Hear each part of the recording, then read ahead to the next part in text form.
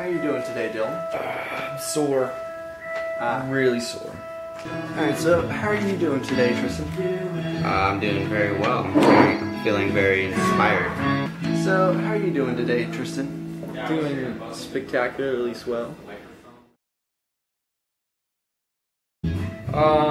We got together in August, and we actually played our first show at Terraformados, and then I remember Tristan, like Komorny, the bass player, came up with us and asked to set up our stuff, and I already found before that he was just a really good musician, because it was music, he plays and his style was so similar to us and stuff, so we kind of just, it's pretty much how it was formed, just through music, Terraformados, I guess.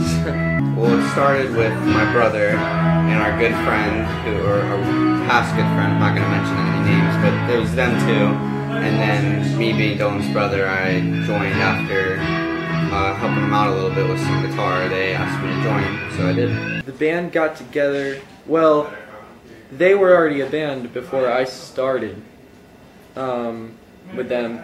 I went to an open mic to play a classical guitar thing, actually Bohemian Rhapsody on classical guitar, and then they ended up, I saw that they needed a bass player, so I helped the first drummer at the time, Cody, I helped load into his kit, and then we became friends from there. Dylan was cool, Tristan was cool, Cody was cool. I went over to their house and practiced.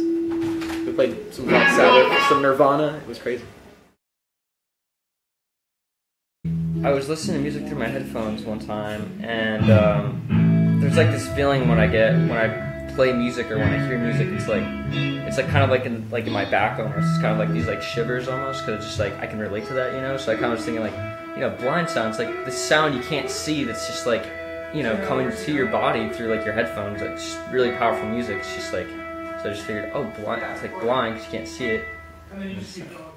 So Blindsound kind of just, I don't know, it sounds pretty stupid, but hey, that's what it was, yeah.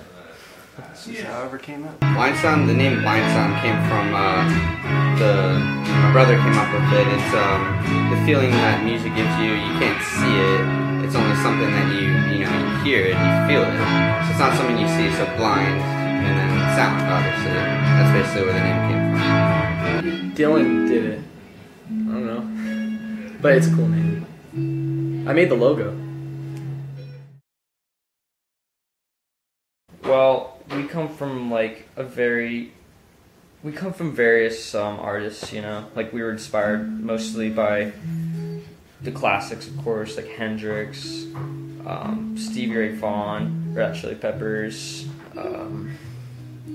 so many others, just pretty much all those kind of guys that came together and we just loved it, so we grew up mostly on the Beatles and Led Zeppelin and Queen and all of them, because our parents were into that and stuff, so yeah, I would say that we're just kind of into anything, honestly. Whatever's cool. I would want to say new vintage in the sense that it's new, but it's we draw a lot of inspiration from older music, and yeah, we try to recreate a lot of sounds that have already been made, and so we're trying to do it in our own way. So yeah, that's how I describe it. Our music style is a mix of Foo Fighters meets the Chili Peppers. They got in a fight with Creed, and then Kurt Cobain showed up out of nowhere. And yeah. And then Eddie Vedder, he just showed up out of nowhere too. He's like, yeah. No. It's good. It's good stuff. I'm proud of it. I would say we officially got together maybe I want to say maybe September of 2015. It's pretty much when we got into the music scene, because we weren't really playing with a lot of bands until that first show in the Rockin' Angels, but yeah, that was back in Boca, so I don't know, it was just a while ago, honestly. Yeah. Last August, we joined the music scene. We played Terraformada, and that introduced us to a lot of other local musicians who were in the area, and they were jamming and we were jamming. So became friends that way from the music scene. My first open mic at Terra Firmata in downtown Stewart. It's good stuff. It's still a great place for an open mic. Pretty much just anywhere. I mean, you know, Tristan just tries to get us booked at so many places, and he emails so many people and like owners and stuff. He knows a lot of people, knows a lot of connections, so we play pretty much anywhere. We play from like Boca to Orlando to St. Augustine to local Stewart and stuff.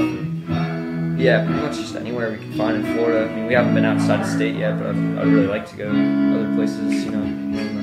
We play in bars and restaurants, and we have a lot of other places too. Like we've played rallies for Bernie Sanders. We've played Bahamian music festivals. We're playing Dancing in the Streets in August. So we play all over the place. We've played in venues from Lake Worth to, in about next week we'll be playing St. Augustine. The venues we normally play in, because it's the Treasure Coast, are bars, but it's changing really quickly. We're going into bigger venues, nicer places, actual places meant for entertainment. Getting paid? You're welcome? We're finally, that's me, dude. We're finally getting paid, that's really nice. But that's not the important part. What's mainly important is that we get to get on stage and actually play. That's cool, especially because we're so young.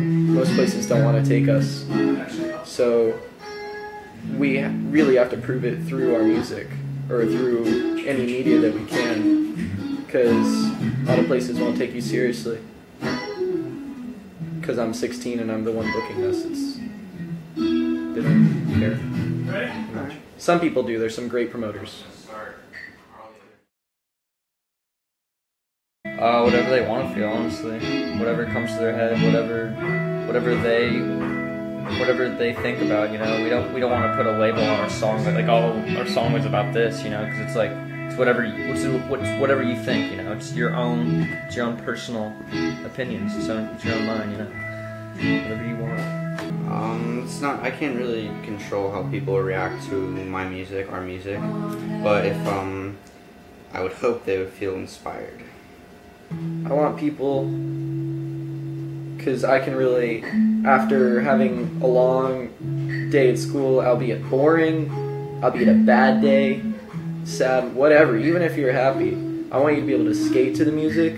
I want you to be able to sit down in your bed and have it on your YouTube, just looking at the video or something, or hearing it on Bandcamp, or just going on a bike ride. I want people to be able to, I don't know why, but I like to think our music is kind of an outdoors music. Like, you wouldn't sit in your house and just like listen to it and play like a video game or something. You'd go outside and just like feel nature, feel alive, and listen to the music. That's the goal. I don't really know. It's pretty much just life, honestly. Like, it's just pretty much. It's like if like an event comes up or something like that, or maybe something way back then or something like that like I thought of, you know, to like write the song, compose it. The writing process is usually like me and my brother, and we both write the song and then we show it to the band, or we sometimes get together and just jam out a song. But usually the process is like me writing lyrics over Tristan's guitar, or I'm writing a guitar riff, you know, lyrics and stuff. That's pretty much like how it goes down. That kind of answers two questions. But as an artist, I try to draw inspiration from everything. When I'm listening to music, I'll get inspired. When I'm playing guitar, I'll get inspired. When I watch other people play guitar, I get inspired to write songs, and it just keeps going like that. I mean, I write all the bass lines. Occasionally, Dylan and Tristan, they normally come up with the ideas and they jam it, and then they come over to my place or wherever we're practicing that day, and we just jam it until we make something, and it always works. It's good stuff. But I'd say they're the lead writers. A new album, of course, because we don't really have any music out right now, so our first new album will be coming out titled Flower Beds. We got a lot of shows coming up. We're playing Dancing in the Streets in August. That'll be in Stewart. We're playing Distillery on July, I think 16th. Hotbox Band. Yeah, we're just find us on Facebook, honestly, and that's where all our shows are. So, yeah. We're coming out with an album. We're in the process right now, actually.